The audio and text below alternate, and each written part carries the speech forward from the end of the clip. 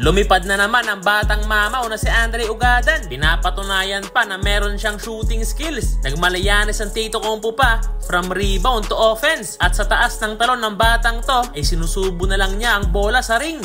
So sa laban na to ay under 5 minutes na nga ng first quarter ipinasok sa laro itong si Ugadan. At mga kalaban nga nila ngayon ang team ng LPU. At maagang ang tumatrabaho sa ilalim ang San Beda. At kakapasok pa lang ni Ugadan ay nakapagtala kaagad siya ng 2 rebounds. And sa last 1 minute ay nakuha na rin niya ang kanyang unang field goal sa laban. Wala sa isang libre sa ilalim at sinubo na lang nga yan ni Ugadan sa basket.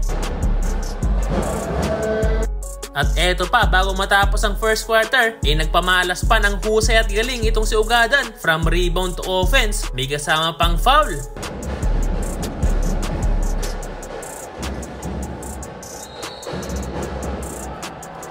Ito rin ang isang advantage sa batang to. Marunong magdala ng bola coast to coast. 12-22 end of first quarter. So second quarter ay magandang depensa kagad ang pinapakita ng ating bida. At kitang-kita rin sa kanya ang sipag sa paglalaro. Ngunit unti-unti namang nakukuha ng LPU ang momentum sa early minute ng second period. Ngunit sa depensang pinapakita na Ugadan ay hindi na nakakaporma ang LPU sa opensa. Nakawala na sana sa play na to si Ugadan, hindi nga lang na-finish. At nagkasunod-sunod nga ang turnover ng San Beda kaya natapos ang first half na isa na lang ang hinahabol ng LPU, 36-37. Sa pagpasok ng third quarter ay maganda pa rin ang depensang pinapakita ni Andre. Ang kaso nga lang hindi naman siya nakakaporma sa kanyang opensa. Pero sa halfway mark ay sa wakas nakapuntos na rin muli si Andre Ugadan. Wala na naman sa isang open position sa ilalim.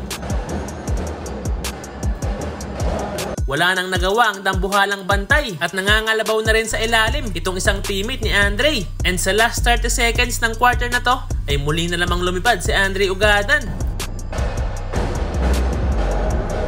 Hindi pa dinakdak yon pero grabe talaga ang vertical ng batang to. 46-55 end of third period. Fourth quarter, ikumana kaagad ng isang mid-range pull-up jumper itong si Andre Ugadan.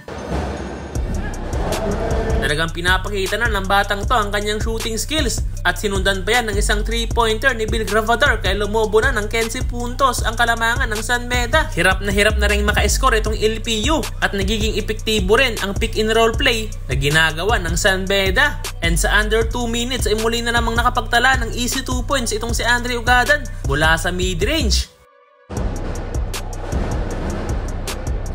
Napakadelikado naman ang pagkakabagsak ni Ugadan sa rebound play na to. Pero nadumi na nga ng San Beda ang LPU sa laban na to. Dahilan para makuha nila ang panalo.